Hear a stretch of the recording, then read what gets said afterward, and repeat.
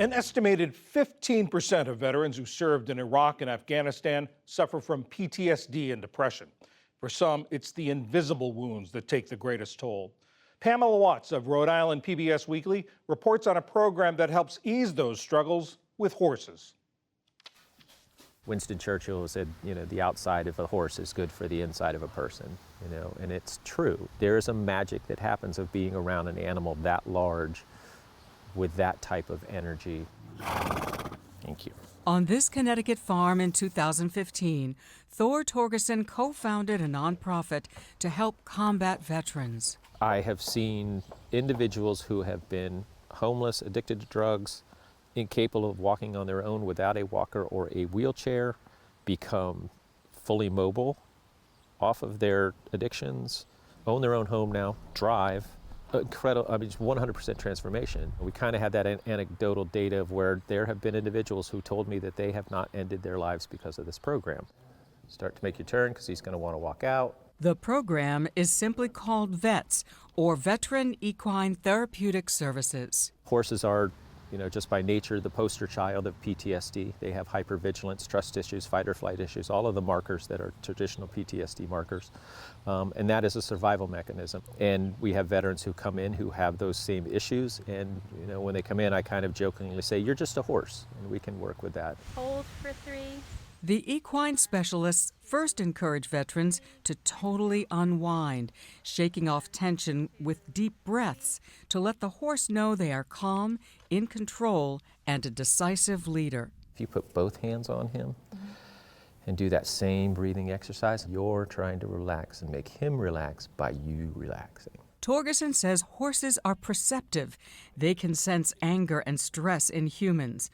Empathy, compassion, and emotional management lead the horse to respond. The hope is veterans take those skills off the farm and into their lives.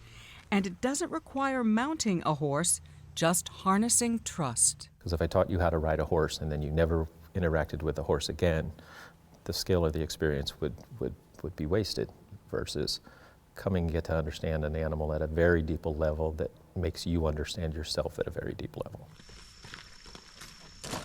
Torgerson says the program can be transformational. There are people who have had to see and do things that no one should have to see or do. You want to stuff those in the darkest place that you can, and many people feel that they can never come back from that darkness. I wasn't right. I don't, just a lot of bad things done to human people, a lot of wrong, that you would see in a humanitarian situation. Walk on, walk on. Mike Warren found himself in that darkness. He was an 18-year-old Marine when he was deployed to the Gulf War. On the way, his company was rerouted to evacuate U.S. citizens from Liberia during its civil war. I saw, a kid out in the street, he had to be like 11 years old, shoot an adult, and those are just things that you never forget. And then there were 2 deployments to Iraq. How did you get diagnosed with PTSD? What happened to you? Well, I didn't know until later. I ended up going to an alcoholic and drug rehabilitation treatment. So you were self-medicating? Yeah, I self-medicated, and... Because why? To try to suppress the feelings that I had of the things that I've seen. How did this program make a difference for you? I'm here today because of the program. Really? Yeah, because I was in the hospital 5 times for suicide, wanting to commit suicide. You're a good boy, Gump. Warren is now a volunteer here. Caring for more than the horses, he helps veterans entering the program. Some 100 service people have come through these gates, all served free of charge. Families of veterans also benefit. Sarah Stepalovich was pregnant with a young son at home when her husband was deployed with the Coast Guard.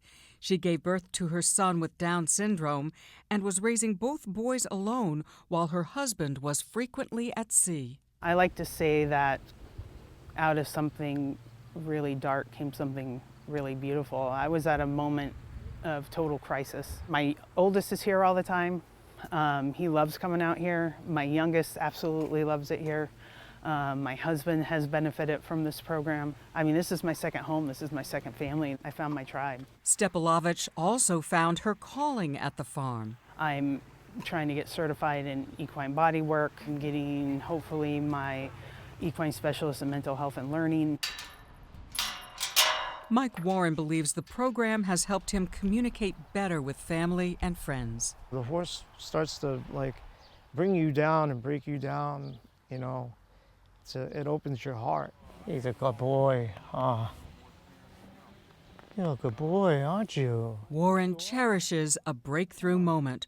While cleaning the paddock, this horse named Gump showed his appreciation. He came up to me and he put his head right on my shoulder.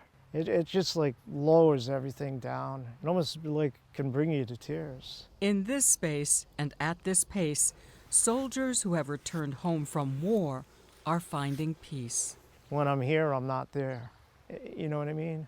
When I'm here with the horses, I'm in a different place, tranquil place. It's a lifesaver. You're a good boy. For PBS News Weekend, I'm Pamela Watts in Stonington, Connecticut.